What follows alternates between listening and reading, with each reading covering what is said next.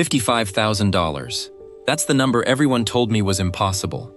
You can't get a luxury farmhouse look for under 6 figures. Real wood beams alone will eat that whole budget. You'll run out of money by the kitchen. I heard all of it, and then I did it anyway, and I filmed every single receipt. By the end of this video, you're going to see exactly where every dollar went. The 3 purchases I almost regret. The one splurge that made the entire house look twice as expensive as it was, and the mistake that nearly blew my budget in week 2. Stick around, because the final reveal at the end is not what you're expecting. This space looked like a completely different house than where we started. Before we get into the numbers, if you're into real, honest renovation content with actual receipts and not just pretty photos, hit subscribe now, because I break down every project like this, dollar for dollar. And drop a comment right now guessing what you think the biggest expense was: kitchen, bathrooms, or flooring. I'll pin the correct guesses at the end. Okay, let's get into it. The starting point. So here's what we were working with. This was a solid, structurally sound house. Good bones, decent layout, but visually, it was stuck in 2009. Builder-grade oak cabinets, orange tone trim, brass fixtures everywhere, popcorn ceilings in 2 rooms, and carpet in places carpet should never be. The goal wasn't to gut the house down to the studs. That's a $150,000 plus project, and an entirely different video. The goal was something a lot of you have been asking me for. How do you get that warm, elevated, magazine-worthy modern farmhouse look? The kind you see going for $500,000 in renovation budgets, without the $500,000 price tag. And honestly, 2026 is a great year to attempt this. Warm neutrals are back in a big way this year. We've moved past that cold, gray farmhouse phase from a few years ago. Designers are leaning into creamy whites, soft taupes, aged wood tones, and black iron accents instead. That shift actually worked in my favor, because warm tones are cheaper to execute well than stark, high-contrast white-on-white spaces that show every flaw. So here's the real, itemized breakdown. Every category, every dollar. No rounding tricks.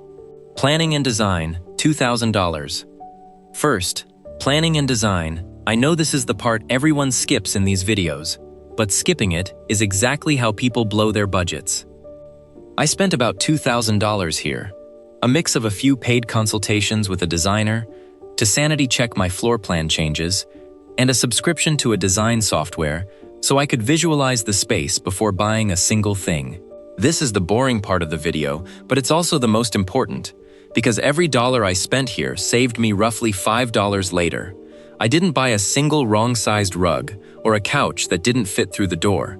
If you remember one thing from this section, remember this: measure twice, buy once, and don't skip the plan just because it's not as fun as shopping. Flooring, $8,000. Next up, and this is a big one, flooring, $8,000. Real solid hardwood was never in the budget for this, at the square footage I was working with. That alone could have run $15,000 to $20,000 just in material. So I went with a wide plank engineered wood floor in a warm, slightly weathered oak tone. This is honestly one of the best-kept secrets in budget-conscious farmhouse design right now. Engineered wood in 2026 has gotten so good that even people who work in construction have to look twice to tell the difference. The wide plank look is doing a lot of heavy lifting here. Wider boards read as more expensive and more custom than standard strip flooring, even at a similar price point per square foot. That was a deliberate choice, not an accident. I did have installers do this rather than DIY, and if you're planning something similar, do not skip professional installation to save a few $100s. A poorly installed floor is the single fastest way to make an expensive house look cheap. Buy nice, install right. The kitchen, $18,000. Okay, this is the one everyone's been waiting for. The kitchen. And if you guessed this was the biggest line item, you were right.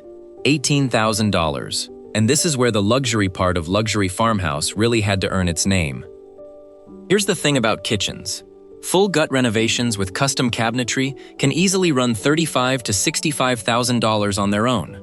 That was never going to fit inside a $55,000 whole house budget. So instead of a full gut, I did what I call a strategic kitchen. Keep the bones, replace what people actually look at. The cabinet boxes stayed. I had them professionally resprayed in a warm putty tone, Instead of the flat white everyone did 5 years ago, that warmer color is actually one of the defining shifts in farmhouse kitchens this year, and it reads as more custom, more expensive, less big box store. The countertops were the real splurge. I went with a honed soapstone look surface instead of the classic bright white farmhouse quartz. Real soapstone and soapstone look quartz actually land in a similar price range once you factor in grade and brand. So this wasn't really a money-saving swap, it was a maintenance one. Quartz doesn't need periodic oiling the way natural soapstone does, and that mattered more to me than shaving a few dollars off the estimate. Then the two details that I think made this kitchen: a real apron front fireclay sink, not the acrylic version, because that sink is basically the visual anchor of the entire room, and open wood shelving with black wrought iron brackets on one wall instead of upper cabinets. That single swap probably did more for the expensive feeling of this kitchen than anything else I bought. For reference, a real fireclay farmhouse sink in this size range typically runs $800 to $1,600 on its own, so it ate a real chunk of this category, and I don't regret a cent of it. New hardware, a new faucet, new pendant lighting over the island, and a handmade look tile backsplash rounded out the rest. I did not touch the layout, no moving plumbing, no moving gas lines, because that's where kitchen budgets go to die. If your sink and stove are already in reasonable spots, leave them there and put your money into finishes instead. Bathrooms. $9,000 bathrooms. $9,000 total for both. This one required some real discipline. Bathrooms are notorious for budget creep, because every little upgrade, heated floors, rain shower heads, custom vanities, feels justified in the moment. I let myself have exactly one luxury moment per bathroom and said no to everything else. In the primary bathroom, that one's splurge was a freestanding tub. In the secondary bathroom, it was a black-framed shower enclosure that completely changed the feel of the room for a fairly modest cost. Everything else, vanities, mirrors, lighting, fixtures, I sourced at a mid-range price point but chose finishes carefully so they all matched. That consistency is honestly a bigger deal than any individual expensive item. A cheap fixture in the right finish, next to other coordinated fixtures, reads as intentional. A mismatched mix of finishes, even expensive ones, reads as unfinished. Paint, trim, and architectural detail, $4,500. Now this next category is criminally underrated in every renovation video I watch, and it's only $4,500. Paint, trim, and architectural detail. This includes repainting the entire interior in a warm off-white, adding board and batten detail in the entryway and dining room, and running a wood beam accent across the living room ceiling, a faux beam, not structural, made from lightweight material, and finished to look reclaimed. I want to flag this honestly. Whole house professional painting alone commonly runs $3,500 to $10,000 depending on square footage. So this number worked because our footprint was on the smaller side, and I bundled the paint and trim work with one contractor. If your house is larger, budget more here specifically. I want to be really honest with you here. This is the category that gets the most questions in my comments, because it's the difference between a farmhouse that looks styled and a farmhouse that looks like a theme. The paint colors matter more than almost anything else in this entire budget. I used a warm, creamy off-white on the walls, not a stark white, not a gray beige, because warm whites flatter natural wood tones instead of fighting them, and every designer I talked to during the planning phase said some version of the same thing. Lighting and electrical, $4,000. Lighting, $4,000. And this might be the highest return on investment category in the entire project. I swapped every single builder-grade light fixture in the house. Every one. Recessed cans got warmer bulbs. The dining room got a real statement chandelier in black iron and wood. The kitchen island got 2 pendant lights instead of the single flush mount that was there before. Even the hallway got a small upgrade. Here's why I'm putting this so high on my priority list. Lighting is the cheapest way to change the entire mood of a house, and almost nobody does it. People will spend $8,000 on a sofa and leave a builder-grade brass flush mount in their entryway, and it undercuts everything else they bought. Don't make that mistake. Furniture, $6,500 furniture. $6,500 for the living room, dining room, and primary bedroom combined. This is where I made some deliberate trade-offs. I spent real money on the pieces you touch and sit on every day, the sofa and the mattress, and saved significantly on the pieces that are mostly visual, like side tables and accent chairs, which I sourced secondhand and refinished. Vintage and secondhand pieces are actually a huge advantage in farmhouse style specifically, because a little wear and imperfection is part of the aesthetic, instead of something you have to hide. A scratch on a mid-century dresser in a modern minimalist house is a flaw. That same scratch on a farmhouse dining table is character. Use that to your advantage. Decor and textiles, $2,000. Decor and textiles, rugs, throw pillows, curtains, a few art pieces, $2,000. I want to flag this because it's the category people most consistently overspend on, and I almost did too. It's incredibly easy to drop $300 or $400 on decorative bowls and vintage crocs that don't actually do anything for the room. I gave myself a hard rule here. Every decor item either needed to add color and texture to an otherwise plain surface, or serve an actual function. That rule alone probably saved me $1,000 I would have spent on things that just sat on shelves looking pretty and doing nothing. Outdoor and transitional spaces, $1,000. And finally, outdoor and transitional spaces, the mudroom and the front porch, $1,000.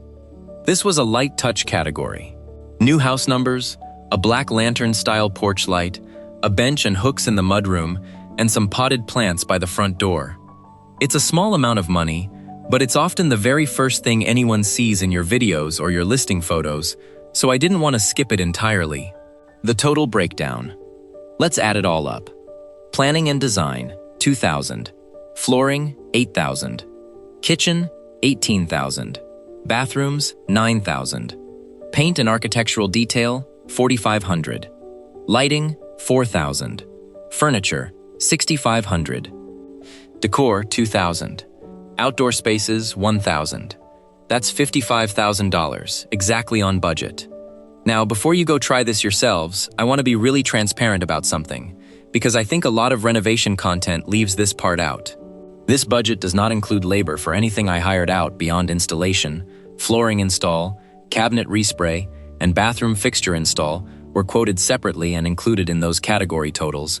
But if your local labor rates run higher than mine did, or if your house needs any structural, electrical, or plumbing work beyond cosmetic swaps, your number is going to move.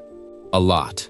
Renovation costs vary enormously by region, by contractor availability, and by what's actually going on behind your walls.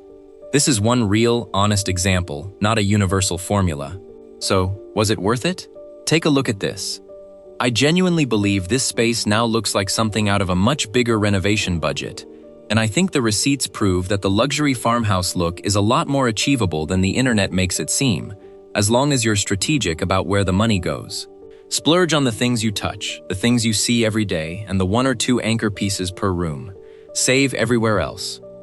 If this breakdown was helpful, do me a favor and hit that subscribe button, because next week I'm doing the full furniture sourcing video, where I'm showing you exactly where I found every secondhand piece in this house, and how much I paid for each one before and after refinishing. That video is going to save some of you hundreds of dollars. Drop a comment and tell me, which category surprised you the most? For me, honestly, it was lighting. I did not expect $4,000 on light fixtures to change the feel of this house as much as it did. Thank you so much for watching this whole thing. I know budget breakdowns are long, but you stuck it out, and I appreciate you for it. I'll see you in the next one.